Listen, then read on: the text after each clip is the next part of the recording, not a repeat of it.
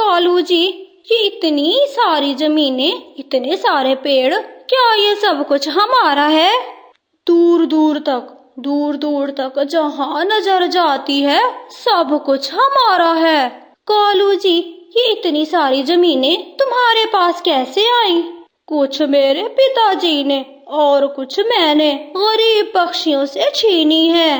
तुम चिंता मत करो, तुम्हारी शादी किसी ऐसे कौवे से नहीं हुई, एक जमींदार कौवे से हुई है। अब ये सब कुछ हमारा ही है। एक गरीब पक्षी धूप से बचाने के लिए गोरी कवि का छाता पकड़े हुए था। उसी मोहल्ले में एक गरीब मिठू तोता अपनी पत्नी के साथ रहता था। आज उसकी पत्नी का अमरूद खाने का मन कर रहा था। पति जी, आज इतने दिनों के बाद मेरा अमरूद खाने का मन कर रहा है, तुम कहीं से मीठा अमरूद तो ला दो। मैं अभी जाता हूँ और तुम्हारे लिए मीठा पका हुआ अमरूद लेकर आता हूँ, तब तक तुम घर की सफाई कर लो। मिठू तोता घर से बाहर जाता है। रास्ते में उसे एक अमरूद का पेड़ दिखाई देता है। मिठू तोता जानता था ये पेड़ कौवों का है। मैं यहाँ से एक अमरूद तोड़ लेता हूँ, बाद में कौवे को बता दूंगा। अमरूद तोड़ने से पहले मिठू तोता इधर उधर देखता है। खेत में तो कालू कौवा कहीं नजर नहीं आ रहा था। मिठू तोता जैसे ही अमरूद तोड़ता है, गोरी कवि वहाँ आ जाती है। गंदी मोटी चोंच वाला तोता, तू मेरे बाग में बैठ के चोरी कर रहा है। मैं कालू को बताने ही वाला था, सिर्फ एक अमरूद तोड़ा है। इस पेड़ को पानी तुम देते रहे थे क्या? लाओ इधर दो मुझे अमरूद। अगर तुम फिर आए मेरी जमीनों में, तुझे तो मैं उल्टा टांग दूंगी। मेरी पत्नी का अमरूद खाने का मन कर रहा था, मुझसे गलती हो गई, मैं फिर कभी नहीं आऊंगा। मिठू तोता वहाँ से मायूस होकर चला जाता है। गोरी कवि का गुस्सा तो खत्म होने का नाम नहीं ले रहा था। वो फिर से मिठू तोते के पीछे उसके घर जाती है। मिठू जी, आप इतनी जल्दी अमरूद लेकर आ गए? नहीं हरियाली, अमरूद तो मुझे कहीं से भी नहीं मिला। इतने में गोरी कवि भी वहाँ पर आ जाती है। अबे ओ मोटी चोंच वाले तोते, सीधी बात बताना अपनी पत्नी को कि मैं एक अमरूद चोरी कर रहा था और फिर से रंगे हाथों पकड़ा गया। कवि जी, आप यहाँ पर क्यों आई हैं? गंदी मोटी चोंच वाले, तू बिना बताए मेरे खेत में आ सकता है, मैं यहाँ नहीं आ सकती क्या? जरा इस ढीठ से देखो तो सही कैसे पूछता है। तुम क्यों आई हो? इस ढीठ की बात तो चेक करो, आगे से पूछता है तुम क्यों आई हो? मिठू तोते को उसकी पत्नी हरियाली के सामने बेइज्जत करके गोरी कवि का गुस्सा ठंडा हो जाता है। मिठू जी, क्या जरूरत थी चोरी करने की और खुद को इतना बेइज्जत करवाने की? शर्मिंदा मिठू तोता चुप करके ही बैठा रहता है। अभी कुछ दिन ही गुजरे थे। कबूतर की बकरी, जिसका नाम स्वीटो था, वो घास चरते चरते कालू के खेत में चली जाती है। कालू और गोरी अपने खेत में एक पेड़ से लटके हुए झूले पर झूला झूल रहे थे। गोरी, वो देखो सामने बकरी हमारा खेत खराब कर रही है। रामो रामो, इधर आओ, जल्दी से इस बकरी को पकड़ लो।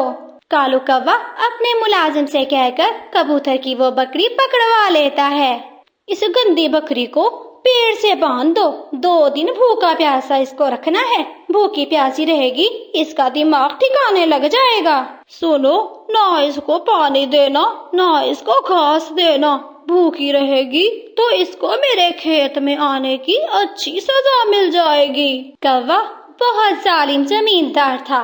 वो पक्षी तो दूर की बात, किसी जानवर को भी माफ नहीं करता था। चिड़िया, मेरी बकरी सुबह से नहीं मिल रही, क्या तुमने देखा है कहीं मेरी बकरी को? कबूतर भैया, कल जब मैं अपनी गाय के लिए घास लेने जा रही थी तो आपकी बकरी उस कालू कौवे के खेत में जा रही थी। मैंने उसे 2 बार रोका भी था, पर वो भाग गई। कहीं मेरी बकरी उन कौवों के खेत में ना चली गई हो। कबूतर जल्दी जल्दी से कौवों के खेत में जाता है। तुम्हारी बकरी खेत के अंदर घुस गई थी, उसने घास भी खाया था और साथ में फसल भी उजाड़ डाली थी, इसे कौवे मालिक ने बांध के रखा है। फिर कबूतर वहाँ से कौवों की हवेली जाता है। साहिब गलती हो गई, आज के बाद मेरी बकरी कभी आपके खेत में नहीं आएगी। बस इस बार माफ कर दीजिए, उसे आजाद कर दीजिए।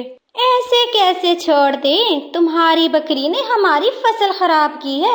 अरे 2-3 दिन भूखा रखेंगे तो इसकी अकल ठिकाने आएगी। फिर जब अगली बार तुम इसकी रस्सी खोलोगे हर जगह जाएगी, पर गोरी कव्वी के खेत में नहीं आएगी।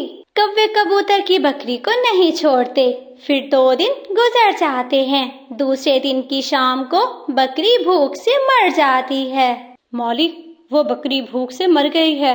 अरे मरती है तो मर जाए, इसमें हमारा क्या? हमारी फसल खराब की है, हमने भी हिसाब बराबर तो करना ही था। हाँ हाँ, जाकर बता दो उस कबूतर को कि तुम्हारी बकरी मर गई है। मेरी बकरी मार दी, उस जालिम कौवों ने मेरी बकरी मुझसे छीन ली। हौसला रखें कबूतर भैया, ऊपर वाला सब देख रहा है। ऊपर वाला इनके साथ हिसाब जरूर करेगा। वो जालिम कौवे किसी की गलती को भी माफ नहीं करते थे। चिड़िया की बेटी गुड़िया अपनी गाय को घास खिला रही थी। वहाँ पर तितली आ जाती है। गुड़िया का ध्यान बट जाता है। वो तितली के पीछे उड़ जाती है। चिड़िया अभी बहुत छोटी थी, उसे क्या पता कि सामने जालिम कौवों का खेत है। गाय की रस्सी छूट जाती है। गाय घास खाती खाती कौवों के खेत में चली जाती है। कालू का नौकर गाय को देखकर सीधा कौवों को खबर करता है। मालिक, खेत में गाय है। कालू पति जी, ये पक्षियों का तो रोज का काम है, कभी गाय भेज देते हैं तो कभी बकरी भेज देते हैं। आज मैं ऐसा काम करूँगा कि किसी का कोई जानवर मेरे खेत में नहीं आएगा। कालू कौवा कुल्हाड़ा लेकर जाता है। वो एक ही वार से उस गाय की टांग काट देता है। गाय गिर जाती है, फिर उठती है, लंगड़ाती हुई वहाँ से चली जाती है। चिड़िया घर से बाहर निकलती है। वो देखती है कि उसकी गाय की एक टांग नहीं है, वो खून में लथपथ है। मेरी गाय का ये हाल किसने कर दिया? किस जालिम ने मेरी गाय की टांग काट दी? गंदी चिड़िया, शुक्र करो कि अभी एक टांग काटी है। शुक्र से मेरे पति ने इसकी गर्दन नहीं काट दी। शुक्र करो चिड़िया कि अभी मेरे पति ने एक टांग काटी है, गर्दन भी काट सकता था। जालिम कवि, इससे तो अच्छा था कि तुम इसकी गर्दन ही काट देते। अब ये कैसे जिएगी, कैसे चलेगी? कितना दर्द हो रहा है इसे। तुम इसका दर्द महसूस कर सकती हो क्या? मेरे सामने रोने धोने की जरूरत नहीं है। अगर अगली बार तुम्हारी गाय हमारे खेत में आई तो सीधा वार गर्दन पे करेंगे। अब जुल्म हद से बढ़ गया था। वो कहते हैं ना कि जब जुल्म हद से बढ़ जाता है तो फिर खत्म हो जाता है। चिड़िया अपनी गाय को पट्टी करती है और फिर कुछ दिनों के बाद जख्म ठीक हो जाता है। चिड़िया एक लकड़ी की टांग बनाती है, अपनी गाय को वो लगा देती है। गाय दौड़ तो नहीं सकती थी, पर थोड़ी सी चल फिर सकती थी। बरसात का मौसम था, बहुत तेज बारिश शुरू हो जाती है।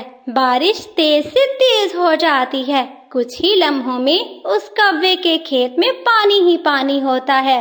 उनकी मकई की फसल तो सारी नदी में बह जाती है और फलदार पेड़ जमीन से उखड़ जाते हैं। कालू जी, अगर ऐसी ही बारिश रहेगी तो फिर सब मिनटों में खत्म हो जाएगा। जंगल के सब पक्षी जानवर मुझसे डरते हैं, पर मैं इन बादलों का कुछ नहीं कर सकता। बस यही कर सकता हूँ कि अपनी फसल का पानी नदी में निकाल दूं। फिर कालू अपने नौकर के साथ खेत में जाता है।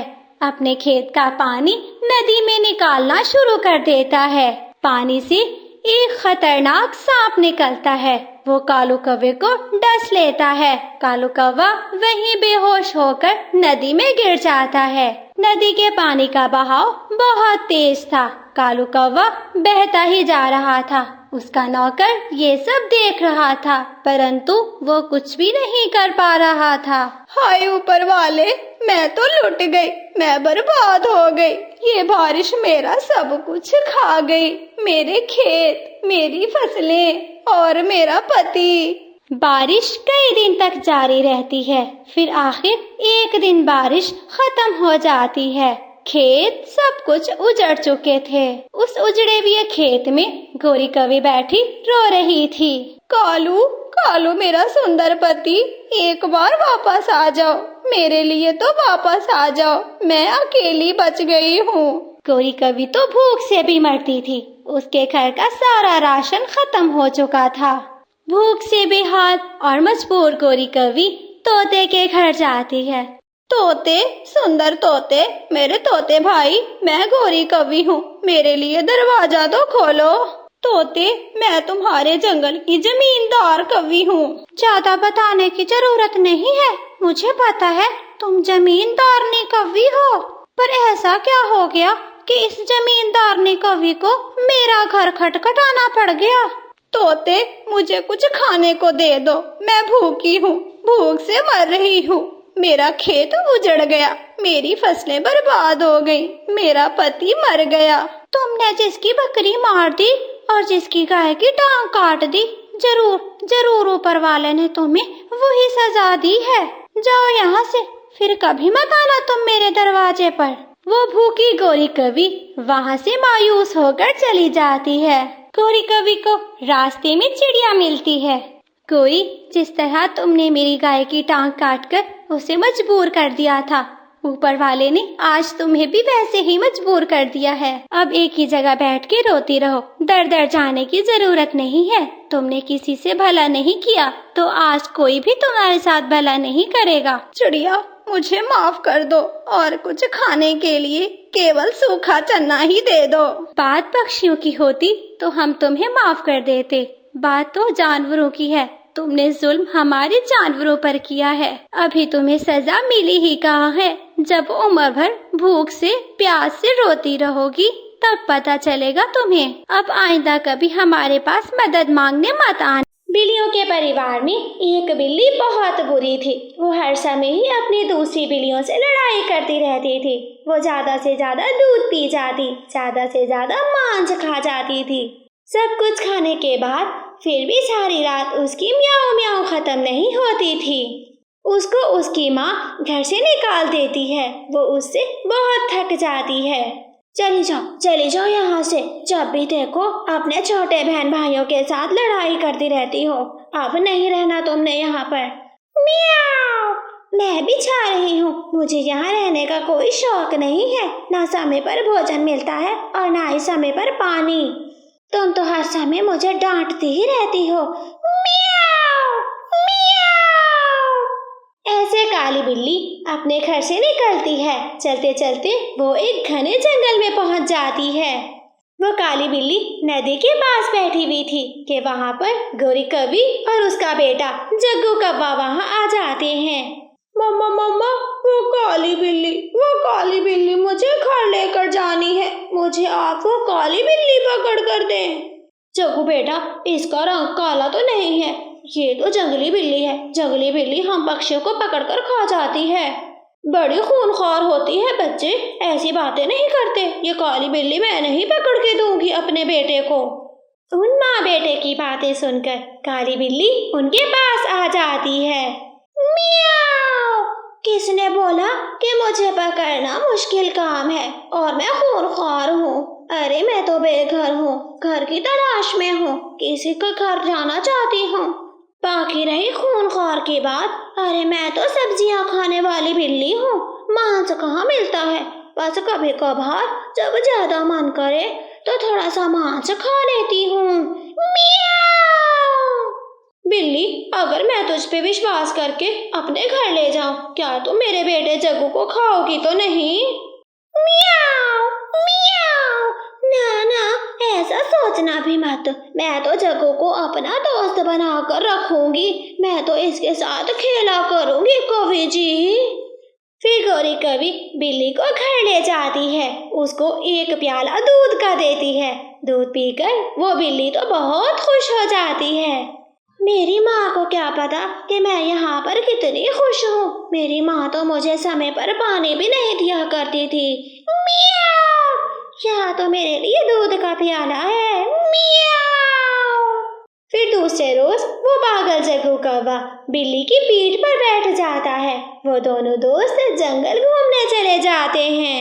जग्गू जग्गू दूर रहो इस काली बिल्ली से, ये तो पक्षियों को खा जाती है, ये तो तुम्हें भी खा जाएगी। चल चल भाग गंदा चिड़िया का बेटा, कोई दोस्त वाला अपने दोस्त को खाता है? मियाओ! जग्गू मेरा दोस्त है, मैं अपने दोस्त को कभी नहीं खाऊंगी। चल चल भाग, वरना मेरी काली बिल्ली तुम्हें खा जाएगी। कुकू वहां से भाग जाता है। मम्मा मम्मा वो है ना जग्गू, उसने एक काली बिल्ली से दोस्ती कर ली है, वो काली बिल्ली के ऊपर चढ़ के बैठा है। कुकू बेटा आप जग्गू और उस काली बिल्ली से दूर रहना, एक ना एक दिन वो बिल्ली जग्गू को ही खा जाएगी। रात में जब कौवा और कभी सो रहे थे, जग्गू और वो बिल्ली बैठे जाग रहे थे। जग्गू जग्गू दोस्त, तुम अपने माता पिता को ना बताना कि मैं कहाँ गई हूँ। आज मेरा मांस खाने का बहुत मन कर रहा है, मैं जाती हूँ किसी पक्षी को खा कर आती हूँ। ठीक है, तुम ध्यान से जाना, अगर मेरे मम्मा पापा को पता चल गया वो तो तुम्हें घर से निकाल देंगे। फिर बिल्ली रात को घर से निकलती है, वो भागते हुए तोता और तोती के घर जाती है। खिड़की से देखती है कि तोता और तोती तो सोए हुए थे। बिल्ली आहिस्ता आहिस्ता खिड़की के रास्ते तोते के घर में घुस जाती है। खिड़की में रखा हुआ शीशे का गिलास बिल्ली के पैर लगने से टूट जाता है। गिलास टूटने की आवाज से तोती और तोता उठ जाते हैं। बिल्ली बिल्ली बिल्ली बचाओ बचाओ, बिल्ली तो हमें खा जाएगी, बचाओ। हरियाली तोते के हाथ में एक रोटी पकाने वाला बैलन लगता है, उसी बैलन के साथ बिल्ली की बहुत पिटाई कर देती है। म्याऊ म्याऊ म्याऊ, मुझे छोड़ दो, मुझे छोड़ दो। काली बिल्ली को जैसे ही बैलन पड़ते हैं वो म्याऊ म्याऊ करती हुई घर से दूर निकल जाती है। हरियाली अगर हम सोए रहते तो वो बिल्ली हमें आज खा चुकी होती। बिट्टू जी ये बिल्ली कहाँ से आई है, पहले तो जंगल में कोई बिल्ली नहीं थी। सुबह हो जाती है, तोता और हरियाली तोती रानू चिड़िया के पास चले जाते हैं। चिड़िया कल रात तो हम बाल बाल बच गए, हमारे घर में खूनखार बिल्ली आई थी, वो तो शीशे का गिलास टूटने से हम उठ बैठे, वरना वो आज हम दोनों को खा चुकी होती।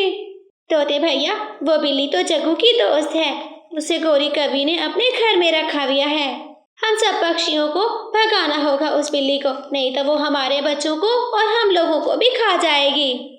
फिर रानू चिड़िया, कबूतर, तोता और हरियाली तोती मिलकर कौवों के घर जाते हैं। गौरी बहन अगर तुम्हें सुकून के साथ इस जंगल में रहना है तो इस बिल्ली को घर से निकालना होगा, नहीं तो तुम भी यहाँ से चली जाओ। चिड़िया तुम्हें क्या तकलीफ है, बिल्ली मेरे घर में रहती है, तुम्हारे घर तो नहीं आती ना। ये तुम्हारी बिल्ली मेरे घर आई थी, मुझे और मेरी पत्नी को खाने ही वाली थी, वो तो खिड़की में रखा हुआ गिलास नीचे गिर गया, गिलास के शोर से हम लोग उठ बैठे। झूठ मालकिन, ये सब झूठ बोल रहे हैं। जग्गू जग्गू दोस्त तुम बोलो, बताओ इनको मैं कहाँ थी। मियाओ। मम्मा मम्मा मेरी बिल्ली तो कल रात मेरे साथ सोई हुई थी, ये सब झूठ बोल रहे हैं। बस अब सुन लिया ना, अब चले जाओ यहाँ से, बिल्ली मेरे घर में जरूर रहेगी, कालू कौवे का घर है ये। फिर वो सब वहाँ से चले जाते हैं क्योंकि वो जानते थे कौवा और कवि इतना जल्दी बात को समझने वाले नहीं हैं। फिर दूसरे दिन काली बिल्ली जग्गू कौवे से कहती है, जग्गू जग्गू दोस्त जाओ अपनी मम्मा के पास जाओ, मैं तो घने जंगल में मेला देखने जा रही हूँ। ना बिल्ली दोस्त, मेला देखने मैं भी जाता हूँ तुम्हारे साथ। मियाओ। जग्गू दोस्त पहले जाकर अपनी मम्मा से पूछो, तुम्हारी मम्मा मेरे साथ तुम्हें जाने भी देती है या नहीं। मम्मा मुझे तुम्हारे साथ तो नहीं जाने देगी, पर मम्मा मुझे कीकी के साथ जाने देगी, मैं मम्मा से अभी झूठ कह कर आता हूँ। फिर जग्गू वहाँ से उड़ता है और जल्दी अपनी मम्मा के पास पहुँच जाता है। मम्मा मम्मा मैं कीकी के साथ जा रहा हूँ, हम लोग नदी किनारे खेलेंगे। ठीक है जग्गू बेटा, पर अपना ख्याल रखना, उस काली बिल्ली से तुम भी थोड़ा दूर ही रहा करो। क्या पता कब उसे मांस की जरूरत पड़ जाए। बस तुम अकेले उसके साथ कहीं दूर मत जाना। ठीक है मम्मा मैं कीकी के साथ ही खेलूंगा। ऐसे जग्गू अपनी मम्मा से झूठ बोलकर काली बिल्ली के पास आ जाता है। बिल्ली दोस्त, मैंने मम्मा से झूठ कहा है, अब जल्दी चलो, मैं भी तुम्हारे साथ मेला देखने चलता हूँ। फिर बिल्ली जग्गू कौवे को अपनी पीठ पर बिठा लेती है और घने जंगल की ओर चलने लग जाती है। जैसे ही बिल्ली पहाड़ों के बीच पहुंचती है, वहां पर रुक जाती है। बिल्ली दोस्त, यहाँ तो कोई मेला नहीं है, मेला कहाँ लगा है? मियाओ! माफ करना जग्गू, मेला जंगल में नहीं, मेरे पेट में लगा है, वो भी भूख से। मुझे जंगल में कहीं मांस नहीं मिला, तो मजबूरी में तुम्हें ही खा रही हूँ, मुझे माफ कर देना। मियाओ! ऐसा कहते हुए बिल्ली जग्गू पर झपट पड़ती है और उसे खाने लग जाती है। इस तरह जग्गू को अपने अहमकपन की बहुत बुरी सजा मिलती है। रानो चिड़िया की बेटी गुड़िया जब से अंडे से निकली थी, वो उड़ नहीं सकती थी, वो एक अपाहिज चिड़िया थी। रानो चिड़िया जब भी भोजन लेने जाती, अपनी बेटी को अपने कंधों पर बिठाकर लेके जाती थी। गुड़िया बेटी, अब मैं बहुत थक गई हूँ, मैं तुम्हें मजीद नहीं उठा सकती, मैं भोजन लेने अकेली जाती हूँ और भोजन लेकर सीधा यहाँ आऊंगी। मुझे पता है मम्मा, मुझे पता है मैं आप पर बोझ हूँ। सब पक्षियों के बच्चे बड़े होकर अपने माता पिता की खिदमत करते हैं, मैं सिवाय दाना खाने के कुछ भी नहीं कर सकती। गुड़िया बेटी, कितनी बार समझाया है, ऐसी बातें मत किया करो, दूसरों के लिए तुम जो भी हो, तुम मेरी बेटी हो, मेरी औलाद हो, बोझ नहीं हो मुझ पे। फिर रानो चिड़िया वहाँ से दाना लेने चली जाती है। सामने वाले पेड़ पर बैठे हुए जग्गू कौवा, कीकी कबूतर गुड़िया को देख रहे थे। कीकी, वो देखो सामने चिड़िया आंटी की अपाहिज बेटी बैठी है, चलो उसको हम तंग करते हैं। फिर वो दोनों शरारती पक्षी, गोरी कवि का बेटा जग्गू कौवा, कबूतर का बेटा कीकी, गुड़िया के पास आ जाते हैं। जग्गू गुड़िया को पीछे से चोंच मारता है और फिर पीछे हट जाता है। जाओ तुम दोनों यहाँ से जाओ, मुझे फिर से तंग करने आ गए हो। गुड़िया ऐसे जग्गू से जब बात कर रही थी तो कीकी पीछे से चोंच मारता है। हो, पकड़ सकती हो तो पकड़ के दिखाओ, लंगड़ी अपाहिज, गुड़िया लंगड़ी अपाहिज। जग्गू कवि की ये जली कटी बातें सुनकर गुड़िया रोने लग जाती है। मुझे तंग मत करो, यहाँ से चले जाओ, मैं लंगड़ी हूँ, अपाहिज हूँ तो क्या हुआ, आपसे तो दाना मांग कर नहीं खाती ना। कुकू, जग्गू दोस्त, चलो नीचे आओ, नीचे पत्थर पड़े हैं, हम इस अपाहिज को पत्थर मारते हैं। फिर जग्गू और कीकी जमीन से पत्थर उठा कर गुड़िया को मारने लग जाते हैं। एक पत्थर गुड़िया के सर में लगता है, गुड़िया के सर से खून बहना शुरू हो जाता है। कीकी, जल्दी से हम यहाँ से भाग चलते हैं, इसके सर से खून निकल रहा है। फिर जग्गू और कीकी वहाँ से उड़ जाते हैं। चिड़िया थोड़ी देर रुक जाती, हमें थोड़ा और दाना मिल जाता। नहीं हरियाली, मेरी बेटी पेड़ पर बैठी मेरा इंतजार कर रही है, मुझे यही दाना काफी है। फिर मम्मा चिड़िया अपनी चोंच में एक गेहूं की बाली पकड़े घर आ जाती है। चिड़िया अपनी बेटी को लेने उस पेड़ पर जाती है।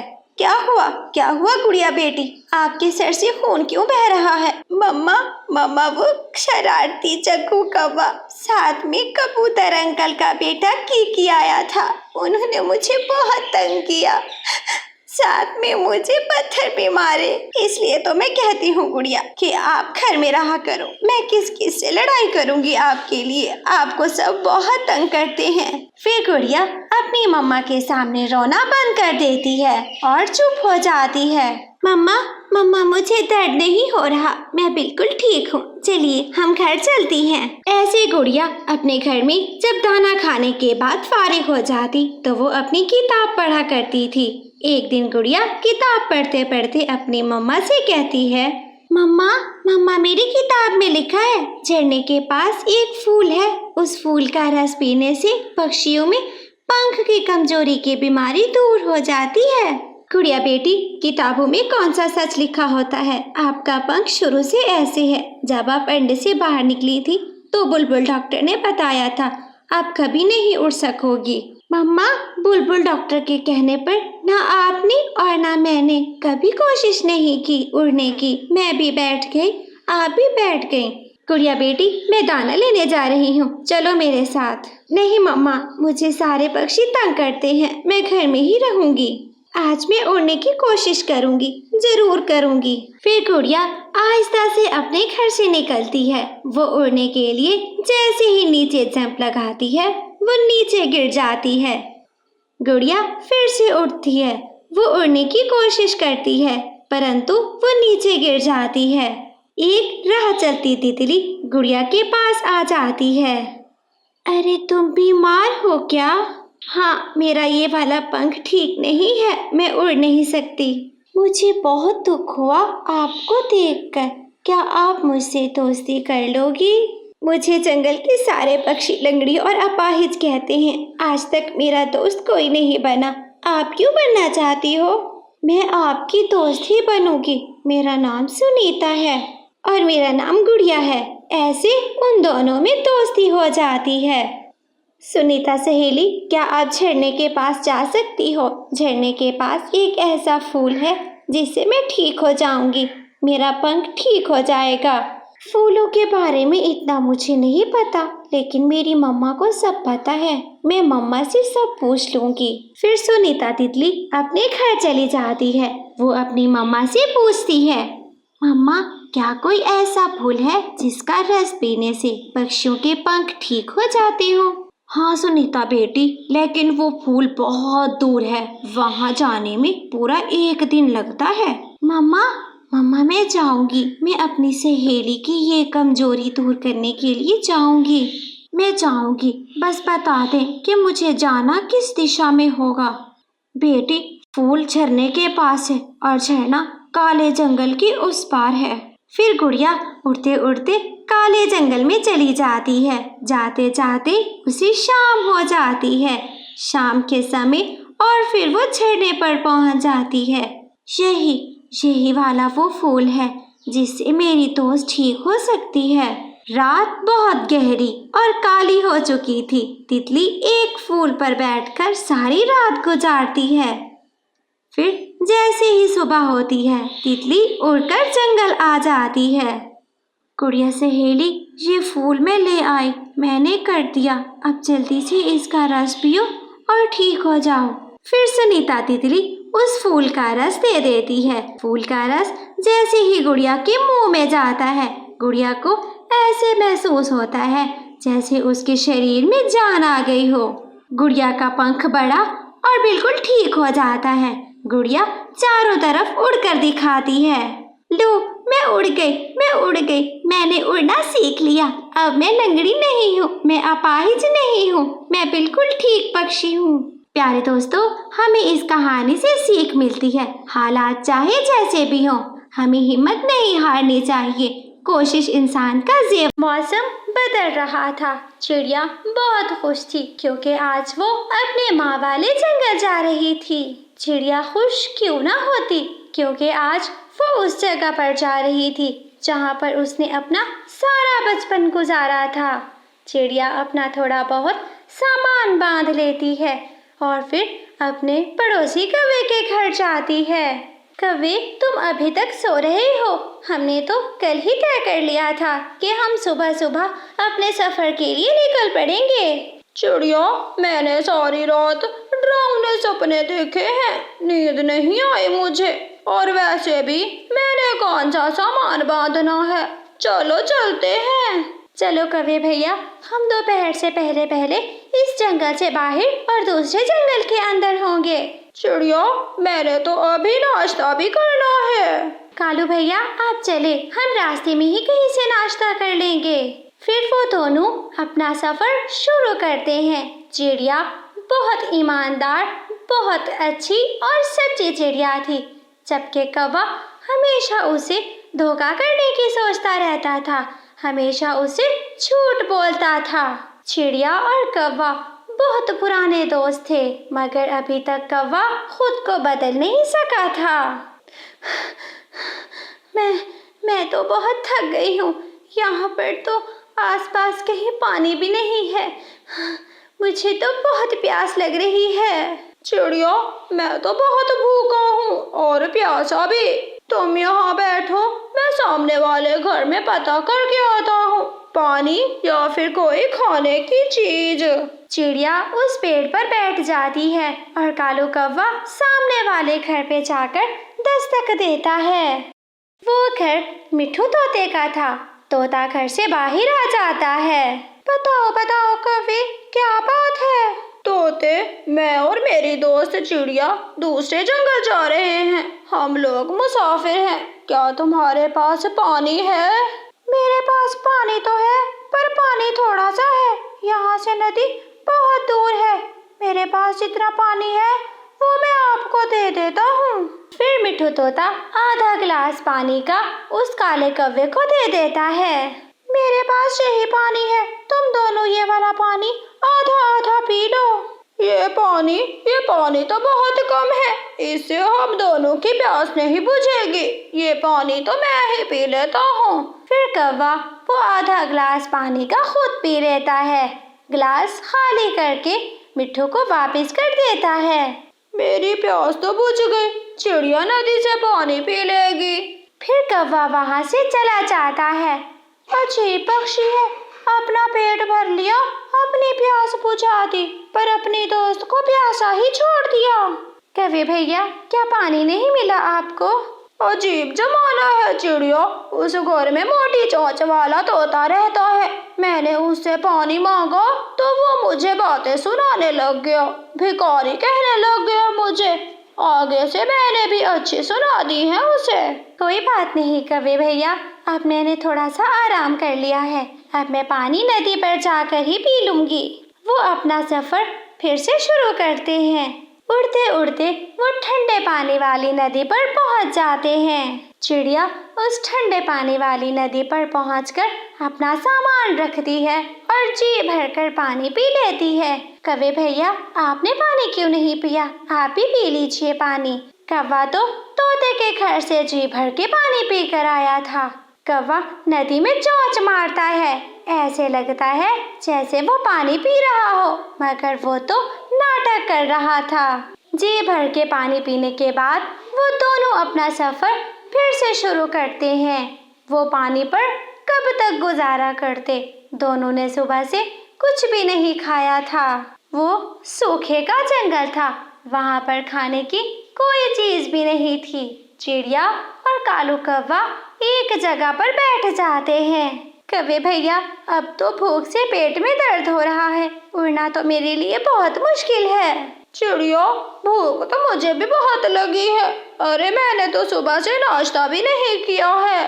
वो सामने किसी का घर है, मैं वहाँ जाता हूँ, शायद कुछ खाने को मिल जाए। कौवा वहाँ पर जाकर दस्तक देता है। उस घर से एक सुंदर सी कबूतरी बाहर आती है। क्या बात है, क्या कौवे तुम भूखे हो? तुम्हें मदद की जरूरत है क्या? हाँ, बहुत भूखा हूँ। प्लीज मुझे कुछ खाने को दे दो। फिर वो कबूतरी अपने घर से 2 लड्डू और 1 चने का दाना लेकर आती है।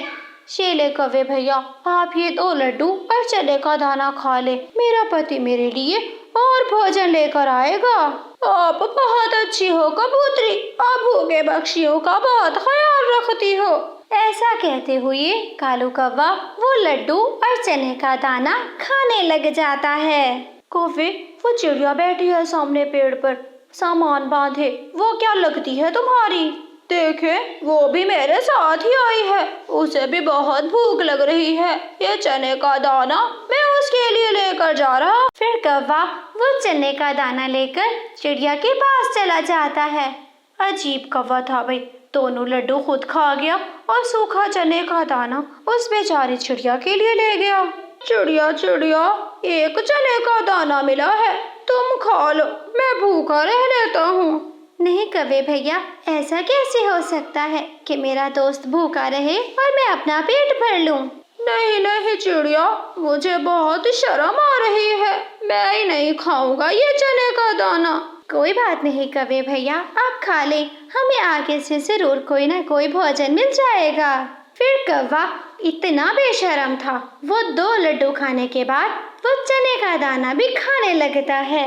शाम होने से पहले पहले दोनों उस जंगल पर पहुंच जाते हैं। उनको घर बनाना था। दोनों इधर उधर देखते हैं। उन्हें एक पुराना घर नजर आता है। कवि भैया, हम ऐसा करते हैं कि इस घर की मरम्मत कर लेते हैं। दोनों मिलकर इसी घर में रह लेंगे। ना ना चिड़िया, पहले इस घर को मैंने देखा था। ये घर मेरा है। तुम अपने लिए जाकर कोई अच्छा सा घर देख लो। कवि भैया, ये आप क्या कह रहे हैं? इतनी जल्दी में मैं कहाँ जाऊंगी? मैं कौन सा घर तलाश करूंगी? ये तुम्हारे सर का दर्द है, खुद ही इसकी दवा करो। मेरे पास इतना दिमाग नहीं है। कवि, मैं तो तुम्हें अपना दोस्त समझती थी, मगर तुम तो बहुत ही मतलबी और खुदगर्ज हो। पहले मैंने तोते से 1 गिलास पानी का पिया, कबूतरी से 2 लड्डू खाए, अब बना बनाया घर मिल गया, तुझे मिला डुड्डू। ऐसा कहते हुए कालू कौवा अपने घर की मरम्मत करना शुरू कर देता है। दुष्ट कौवे, गंदे कौवे, काले कौवे, अपने मित्र को जो भी धोखा देगा उसका अंत बहुत बुरा होगा। चिड़िया भी घर बनाना जानती थी। वो सूखी लकड़ियों और घास के तिनकों से घर बनाना शुरू कर देती है। वो दुष्ट कौवा अपने घर की थोड़ी बहुत मरम्मत करके घर के अंदर बैठ जाता है। उसका पेट तो उन लड्डुओं से भरा हुआ था। कालू कौवा सुकून की नींद लेता है। चिड़िया अपना घर तो बना लेती है, मगर उसे बहुत भूख लगी थी। वो अपना सामान घर के अंदर रखती है और फिर दाना लेने चली जाती है। चिड़िया को थोड़ी ही दूर बेरी के पेड़ से मीठा फल मिल जाता है। वो मीठा फल लेकर चिड़िया अपने घर आ जाती है। चिड़िया घर में बैठी हुई मीठा फल खा रही थी कि वो खिड़की से देखती है एक चील कौवे के घर के पास जाती है। कौन है? इस घर में कौन है? जल्दी से बाहर आओ। कौवा आराम से नींद ले रहा था। उसके खराटे निकल रहे थे। अब आएगा मजा उस गंदे कौवे को। चील जोर जोर से दरवाजा खटखटाती है तो कौवे की आँख खुल जाती है। कौन है? सोने भी नहीं देती, गंदी मोटो चील। कम बखत काले कौवे, तुम्हारी हिम्मत कैसे हुई मेरे घर में घुसने की? ऐसा कहते हुए चील कालू कौवे की पिटाई करना शुरू कर देती है। चील कौवे को ऐसे थप्पड़ लगाती है कि वो पेड़ से नीचे गिर जाता है। मर गया, मर गया। हाय मेरी हड्डी, मेरी पसली सब टूट गई। ये सब चिड़िया खिड़की से देख रही थी और फिर कौवे से कहती है, कौवे भैया, जो अपने मित्र को धोखा देता है वो इसी तरह ही जगह जगह से मार खाता है। ऐसा कहकर चिड़िया खिड़की बंद कर देती है।